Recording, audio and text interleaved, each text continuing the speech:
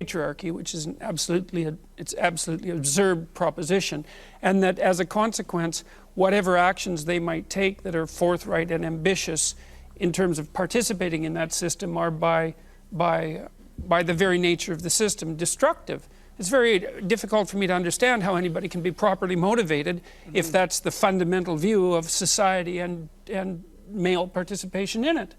And I don't buy any of that. I think the idea that the West is fundamentally an oppressive patriarchy is an appalling idea, and the notion that the proper way to view history is as a battleground between ethnic identities or identities in general, or between men and women, it borders on the pathological. And so maybe it exceeds just merely bordering on the pathological. The worst violence.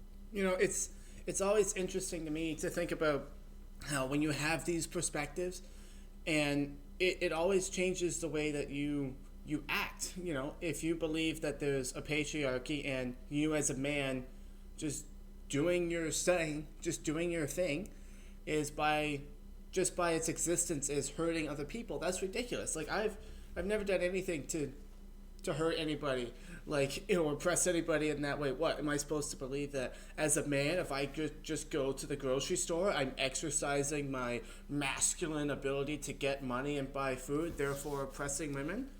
No, because they're doing the same thing. Makes no sense. Anyways, let's keep going.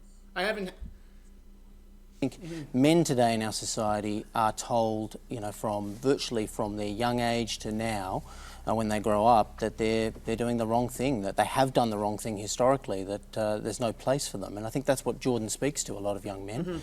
And look, I'm a father of 3 young boys under 5, and you know, reading a lot of Jordan Peterson's works through the book, I can understand why it resonates with a lot of people, because men today have lost their identity, and I think feminism has become a movement to overtake masculinity, and you know, I'm a feminist. I don't want that. Well, sure I don't hate men. I'm not trying to destroy men. But Alex, that's ridiculous. Let's look at the empirical evidence. Let's look at the empirical in our schools. It's boys who are falling behind now.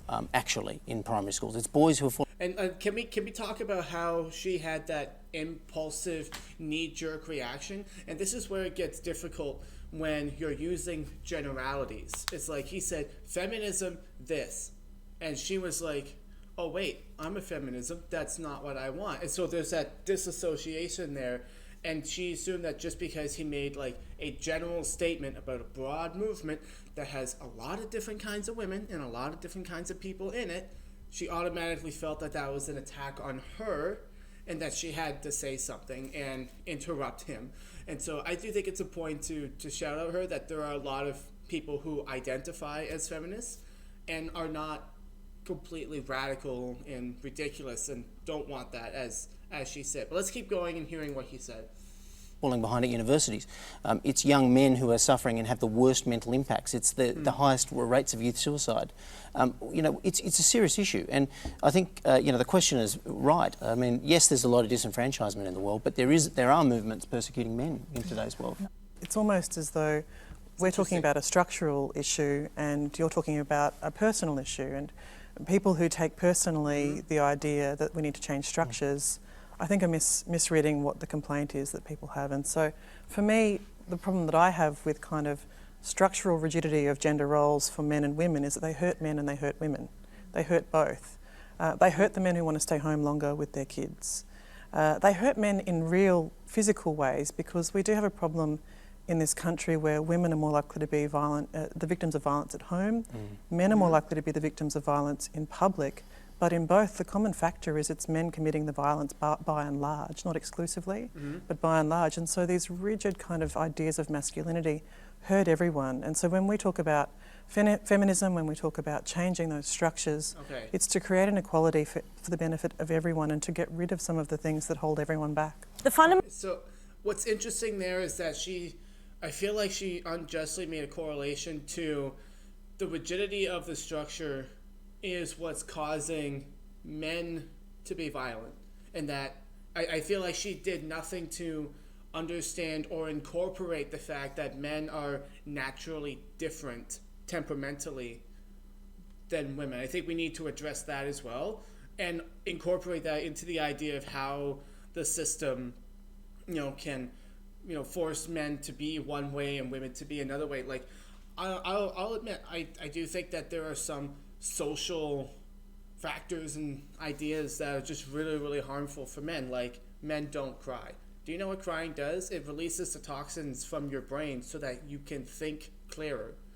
And so, by all means, if you're a man and you're taking care of your stuff and you want to be rational, take a minute, allow yourself to cry, get the toxins out of your head.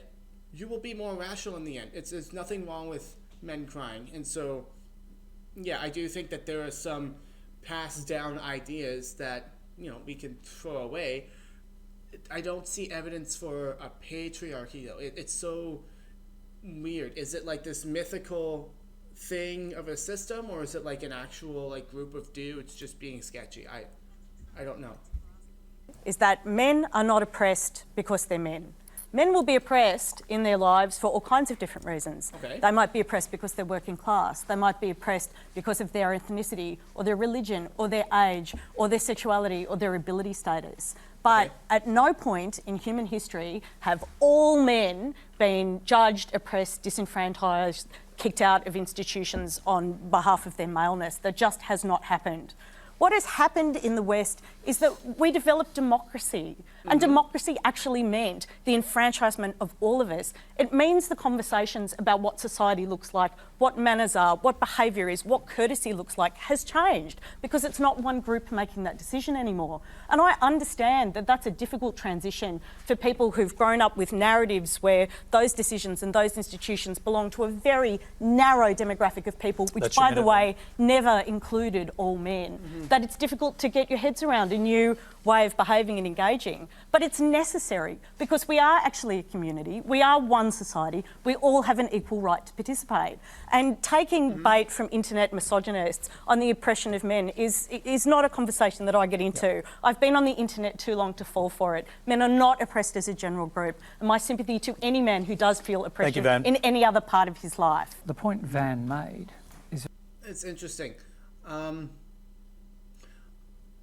not sure if you can say, because I feel like if you use the same qualifications, because the feminists are going to come at you with a whole bunch of statistics that say, see, here's a list of all the bad things that are happening to women. Well, we can easily bring a whole bunch of statistics up and say, here's a list of all the bad things that are happening to men. I think it's like 70% of men commit suicide. And so is that a form of systemic oppression, that society is saying all of these things and putting all these things on us, and that directly translates to men wanting to commit more suicide? I feel like we need to be more precise in our speech. I feel like everybody is just sort of dancing around the core issue, which is it a systemic guy?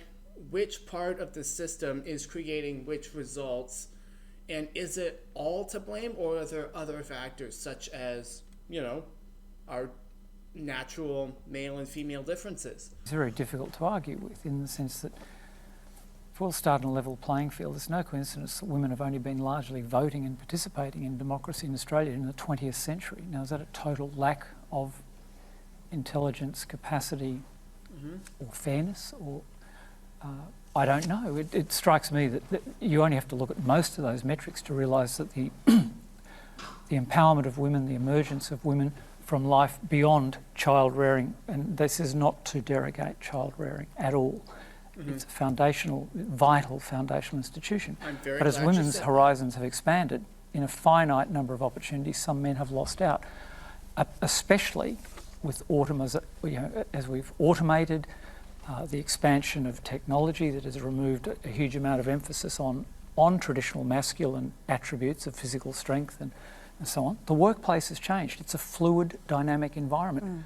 Men are feeling threatened by this, and there is a sense that some men are translating it as they're losing. What I tell people consistently is that they have to look to themselves. And it's not because I believe that people are in full control of their lives. We're all subject to bad breaks and sometimes to terrible luck, but your best bet is to do what you can to take care of yourself properly, to treat yourself like you're someone responsible for helping, which is rule 2, by the way.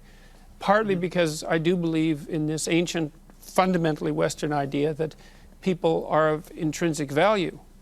I mean, look, we're all given the sovereign right to organize our own states, the responsibility to vote. Our state, our very state, assumes that you have the wisdom to keep the ship of state sailing straight. And it's because there's something about you that, at least in principle, has the possibility of being remarkable if it can be manifested. And I'm reminding people that not only do we believe that, but that it seems to be true. And it isn't obvious to me that there is anyone, or there has been anyone for the last 4 or 5 decades, let's say, who's done a credible job of drawing a relationship between the meaning in life that you need to sustain you and responsibility. And not just for you, because it's not an individualistic idea. It's responsibility for you and your family Coming up to a and your minute there, community. Jordan. That'll do the trick. And your broader society. The bigger issue is looking at disenfranchisement. It's really funny. People aren't disenfranchised. If you're being sold that it's feminism, a movement for equality that's never thrown a bomb, that's never picked up a gun, that's disenfranchising you, or globalism or socialism. We have not lived in socialist economies in the West in a very long time. It's been 4 decades of neoliberalism. And it's neoliberalism which has smashed communities. It's neoliberalism which has made consumption and material acquisition dominant values in society. It's neoliberalism that has destroyed the workplace and made jobs insecure and made our experience of economy so unstable. If people are feeling disenfranchised, if men feel disenfranchised, please let me reassure you that women feel disenfranchised as well, because we are all living in this destabilised economy and we are all suffering from that kind of consumer ideology. I think it's a lazy term, identity politics. All politics is identity politics. Parties campaign on identity. It's whether they say we're a party of individual freedom. That's an identity. It's a concept. The idea that identity is purely clustered around, rainbow politics or feminism or race, and again, I sound like I'm having a bet each way, and I probably am, because I'm torn on this. I was a bloke this day 7 years ago. So I've been on both sides. I don't believe I was toxic as a guy, but I could go back through my career and there are plenty of times I didn't cover myself in glory, locker room talk, the whole lot. So I'm not going to, pretend that we're all on a level playing field. But likewise, I just think this identity politics thing now is a lazy slogan that's eliminating real differences, and politics is about these symbols. And it's terrific we're all here having this disagreement tonight, because that's the great strength of the West, is that we do this in public. Indeed. And that no one deplatformed this gentleman, which would have been reprehensible. And I'm thrilled that we're here having this discussion. And I'm thrilled that she said that. When you listen to the entire debate, I think it's a lot more valuable than just listening to the one person that you want to hear from. I'm really, really glad that we together listened to the whole thing. I think, who was it? I think this lovely lady here, I feel like she gets on a good point, and is that, yes, everybody feels oppressed at some point, because we are all capable of painting the narrative in a way that makes sense to us, because our brains can only consciously absorb about 20% of everything that we see. 80% of it goes to the background. That's why when you decide that you want to buy a Tesla, suddenly you see Teslas everywhere. It's not because there's suddenly more Teslas, it's just that your brain was filtering it into the back of your subconscious because it didn't think that you needed to see it. And so I think we can use that bit of idea to understand that, if we're always filtering things, and I think it's very, very good to consistently listen to the entirety of the debate in order to understand that, there are different perspectives, there are different things that we can look at, and maybe I didn't quite fully get all of these different things. That helps us have a much more holistic or roundabout view. And so I think Jordan Peterson did a pretty good job. He only got to speak twice. Well, so did everybody. And I really, really like what was said at the end. That it's good that nobody deplatformed. And I'm really, really glad that there are people who, trans people, as was made clear, who identify as feminists, who are still very pro free speech and glad that Jordan Peterson was not deplatformed and are pro disagreement in public. I think that was actually a very, very good thing to see. Granted, this was a couple years ago. I never watched the full interview, and so I'm glad that I did, and I hope you guys enjoyed my reaction and got something out of it. Let me know which interview clips of Jordan Peterson you want me to see more of. Comment down below, and don't forget, 90% of y'all are like not subscribed. What are you gonna do? Regret it? Subscribe. It'll be fun.